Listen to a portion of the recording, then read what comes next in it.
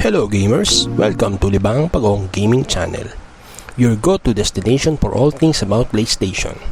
I'm DK. We invite you to hit that subscribe button to join us in exploring the wonderful world of PlayStation. Video games are meant to be enjoyable, captivating experience that lets you pass the time and pass boredom whenever you choose. But they are more complex than that. Every video games typically teach you one or two lessons or even provide you with specific expertise about a subject you didn't know much about before. In that regard, we can say that video games can be instructive, or to use a stronger word, educational. There is a genre of games that place a high priority on enhancing the player's cognitive ability or just their general knowledge of particular subjects. With that said, join us as we talk about the 11 educational games on PS5 in this two-part series. Not only is Minecraft one of the top educational games on the PS5, but it's also one of the most played and successful games ever. The game's creator, Mojang, first made it available to the public in 2009. Because of its phenomenal success in the early years after release, it has now been made available on almost every platform imaginable. As long as the game's components actively improve cognitive abilities like problem solving, teamwork, or creativity, it meets all the requirements to be considered an educational game. The sandbox environment in which Minecraft is played encourages users to construct, develop, and figure out novel ways to accomplish things. It also achieves all of this in a kid-friendly manner, making it appropriate for young children as young as 8 years old. You should be aware that this game is addicting, so you may want to be careful about how much time you or your child spend playing it. In Car Mechanic Simulator, you begin as a proprietor of a car garage and must gradually advance until your shop develops into a fully developed auto service empire. Due to its extremely realistic gameplay and attention to detail, this game is regarded as educational due to how much you can learn about maintaining vehicles. Throughout the game, you can work on up to 72 cars, and you're bound to learn something new. You can mess around with over 4,000 car parts, refurbish and tune these vehicles to your liking, and learn a ton of new information about automobiles within the 20 to 30 hours it takes to finish the game. This is the closest thing you'll find in a video game to learning from a real workshop, but it's not a replacement for an actual one. Island Saber is an actual video game with instructional components similar to Kerbal Space Program. It is an adventure game that NatWest released. On the surface, the game seems to be an adventure that centers on traveling through and exploring an island. However, the gameplay mechanics are focused on instilling good habits in the user, such as responsible money management. Obtaining in-game currency is not easy.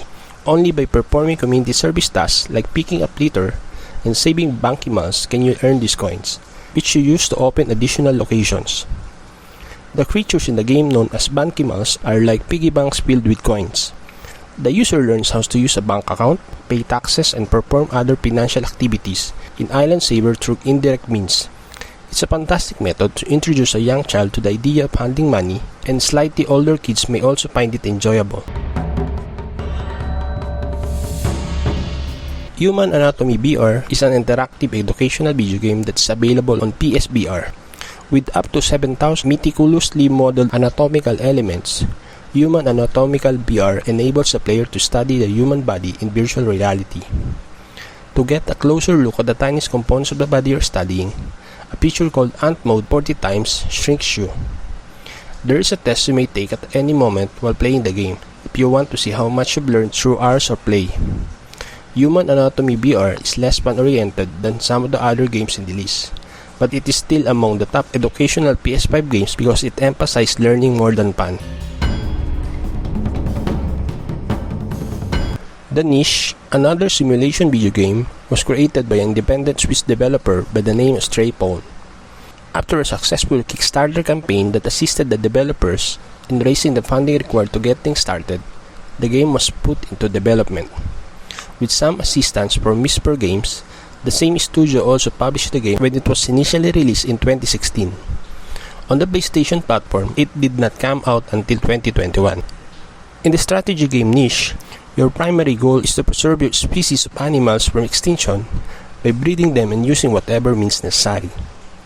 The game had a lot of potential even before it was released, but updates from the development team have helped it improve and become even more complex.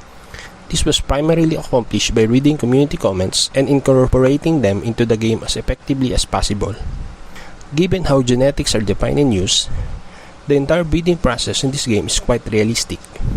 When you start breeding a species, you closely study its DNA to choose what characteristics you want the progeny to have. The species you're breeding must also be suitable for the environment you intend to place them in for them to survive. The title of this game already states pretty clearly what the developer aimed to accomplish with it. Educational Games for Kids is a compilation of educational games for kids aged between 3 to 18 years old. Though it has recently received a PS5 upgrade that enables it to operate in 4K resolution at up to 120 FPS, the game was created by Crazysoft Limited before the PS5 was released. Up to 21 games in the Educational Games for Kids library appeal to children of various age range, while focusing on particular developmental areas. Initially, there are 20 games. However, after completing the first 20 with a perfect score, a final game can be unlocked. These games are divided into categories such as reflexes, logic, math, knowledge, memory, and fun. They are excellent for enhancing a child's aptitude in the respective categories. One game in the reflex category teaches the player how to ride the tricycle, while another game in the knowledge category instructs the player about flags from across the globe. This is a fantastic all-in-one purchase if you have children that fall into different age groups, because it enables you to have something relevant for each of them. Its versatility alone justifies ranking it as one of the top educational PS5 games. And that concludes today's episode. Check out our other videos for recommendation and more gaming content. We appreciate your interest and hope to see you in the second part. Happy gaming, everyone!